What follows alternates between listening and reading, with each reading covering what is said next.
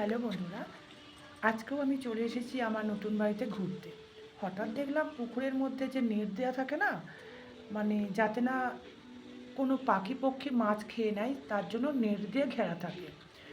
ওই পাখিটি এসেছিল হয়তো মাছ খেতে, কোনোভাবে আটকে গেছে নেটের মধ্যে। তো দেখে সত্যি খুব খারাপ লাগছিল, এতটা চেল্লাচ্ছিল, আমার খুব কষ্ট হচ্ছিল। তো একটা বাঁশ নিয়ে এসে প্রথমে ছাড়ানোর চেষ্টা করলাম, আমি ছাড়াতে পারিনি। হয়তো চেষ্টা করলে পারতাম, যেহেতু আমি একটু ভিডিও করব, আপনাদেরকে দেখাবো, তো সেজন্য আমি একটু ভিডিও করলাম।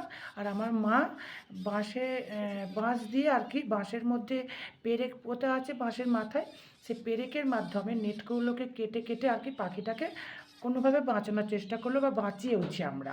তারই ভিডিও আমরা করেছি, আপনারা নিশ্চয়ই দেখতে পাচ্ছেন যে কীভাবে আমরা ছাড়াচ্ছি। অবশ্যই আপনারা দেখুন।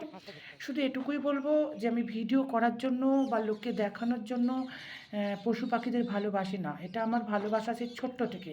আজ না হয় সোশ্যাল মিডিয়া ভিডিও এগুলো মানুষ দেখে বা করছে, আমি সেই ছোট্ট থেকে পশু পক্ষী মানুষ প্রত্যেকের প্রতি একটু মায়াবী, আমার প্রচণ্ড কষ্ট হয়। তাই প্রতিটা মানুষকে বলবো, আপনাদের চোখের সামনে যদি এই ধরনের কোনো ঘটনা ঘটে, কোনো পশু পক্ষীর ক্ষতি হচ্ছে, অবশ্যই পাশে থাকবেন, কারণ একটা জীবনের দাম অনেক। ঠিক আছে, দেখুন কীভাবে পাখিটা উড়ে চলে গেল। ভালো থাকবেন।